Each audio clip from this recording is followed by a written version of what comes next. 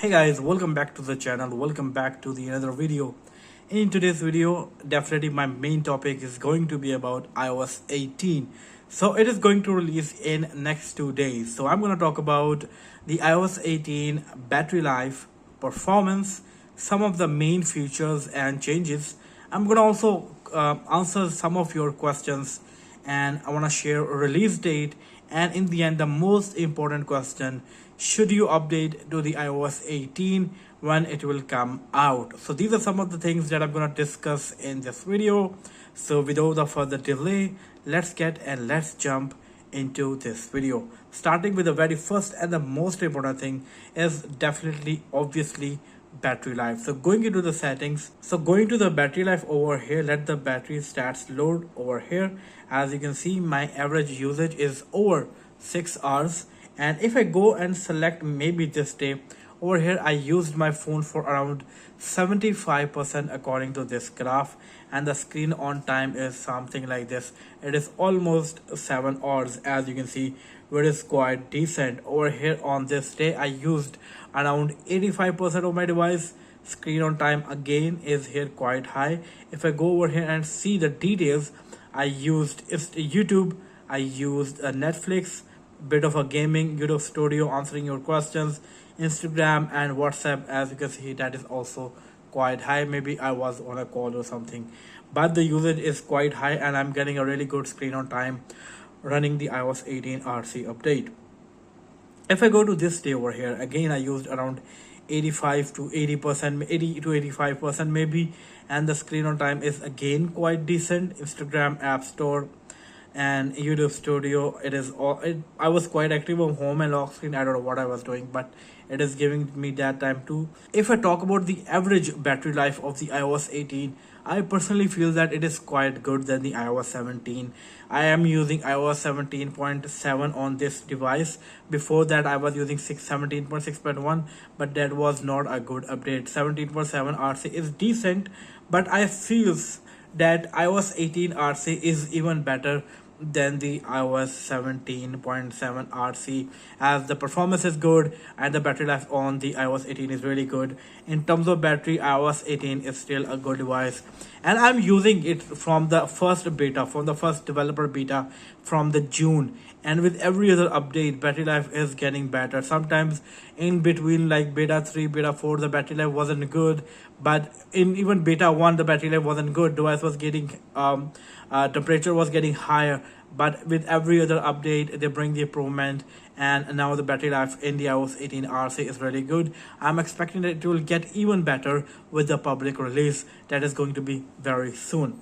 Now if I go to the Geekbench score and talk about a bit about the performance over here, going to the Geekbench application, into the CPU history, this is the score of iOS 18 developer beta 1.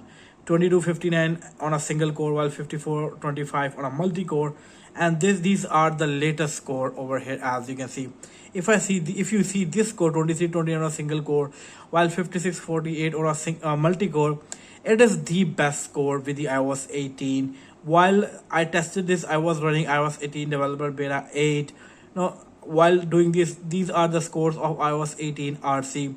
As you can see, the scores are quite high than the beta 1, which mean with the every other update Apple is also improving performance.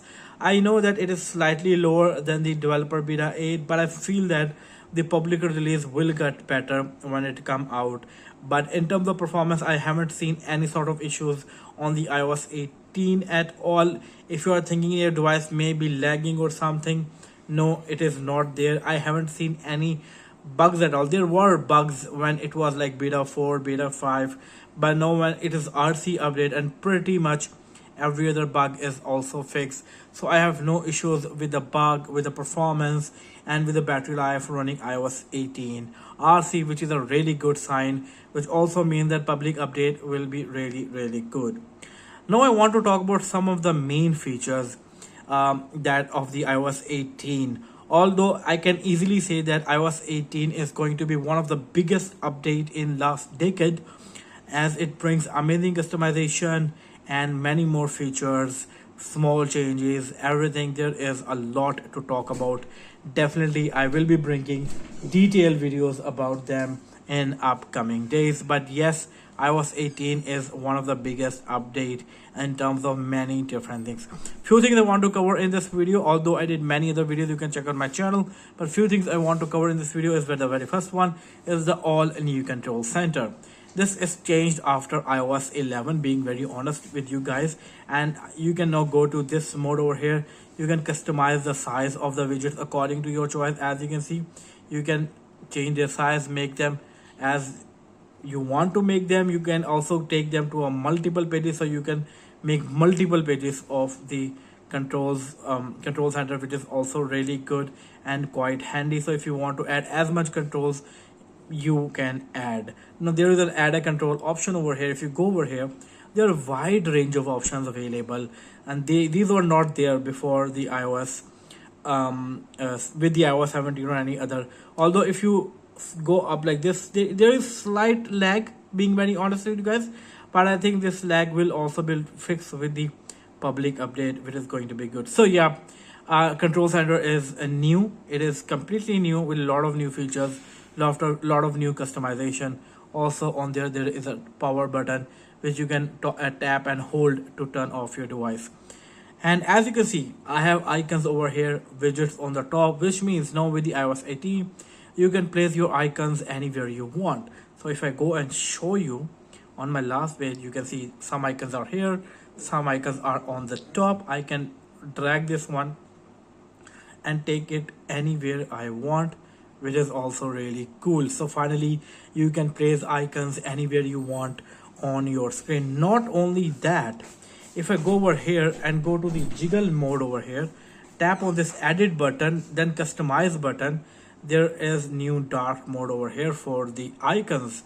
Now your icons turn dark, which also looks really great.